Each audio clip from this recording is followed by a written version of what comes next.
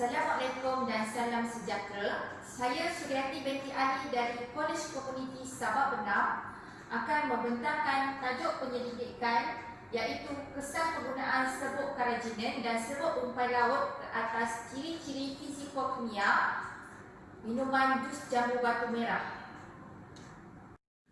Rumpai laut dikenali sebagai makroalga. Tiga kumpulan utama iaitu merah, hijau dan perang. Malaysia pengeluar tumbuhan akuatik terbesar ke-7 di seluruh dunia di belakang China, Indonesia, Filipina, Korea Selatan, Korea Utara dan Jepun.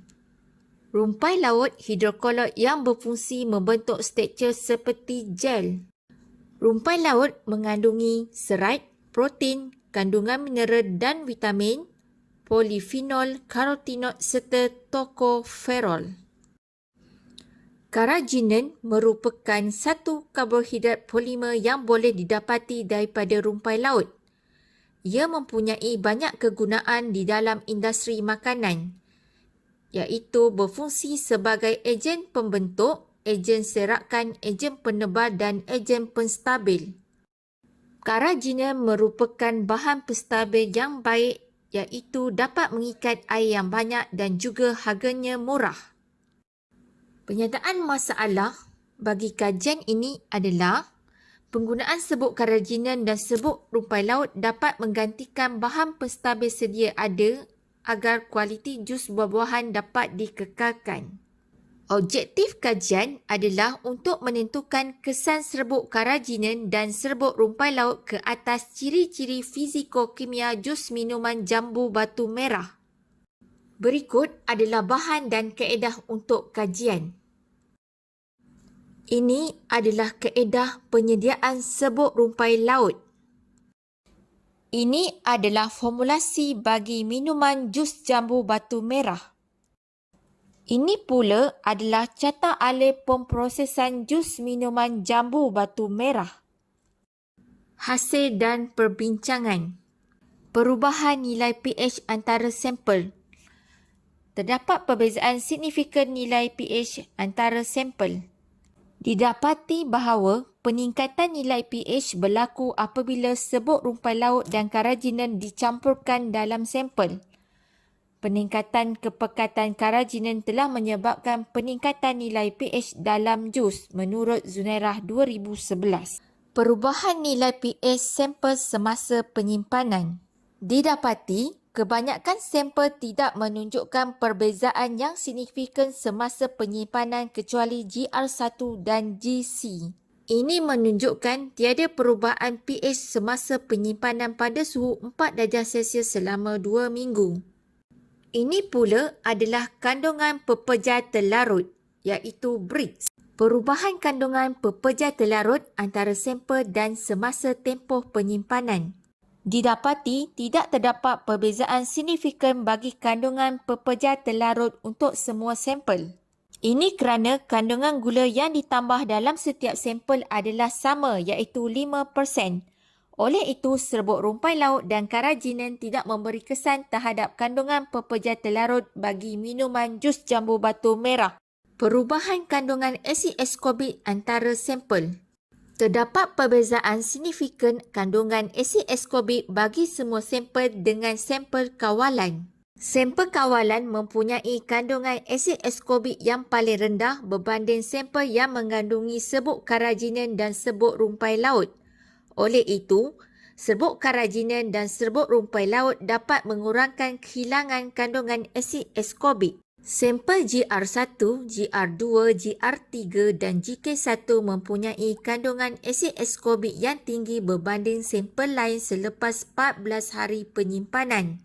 Kehilangan asid askorbik bagi semua sampel adalah antara Julai 27.08% sehingga 36.74%. Ini menunjukkan kehadiran serbuk kerajinan dan serbuk rumpai laut dapat mengurangkan kehilangan asid askorbik semasa penyimpanan. Perubahan kelikatan antara sampel dan semasa tempoh penyimpanan.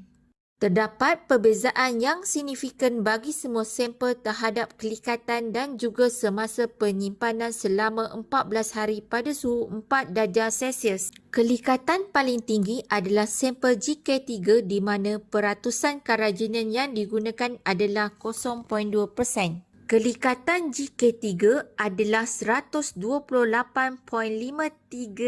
center point berbanding sampel kawalan hanya 21.88 center point. Didapati sepanjang tempoh penyimpanan, kelikatan sampel semakin meningkat terutama sampel yang mengandungi kerajinan berbanding serbuk rumpai laut. Perubahan warna L iaitu kecerahan bagi sampel dan semasa tempoh penyimpanan. Tiada perbezaan signifikan di antara sampel iaitu GR1, GR2, GR3, GK1, GK2, GK3 dan juga sampel kawalan pada hari sampel diproses. Didapati serbuk kerajinan dan serbuk rumpai laut tidak memberi kesan terhadap kecerahan warna dan ia boleh mengekalkan nilai L semasa tempoh penyimpanan selama 14 hari. Bagi warna kemerahan iaitu A, tidak terdapat perbezaan signifikan bagi semua sampel. Semasa tempoh penyimpanan selama 14 hari pada suhu 4 darjah Celsius, didapati semua sampel tidak menunjukkan perbezaan signifikan.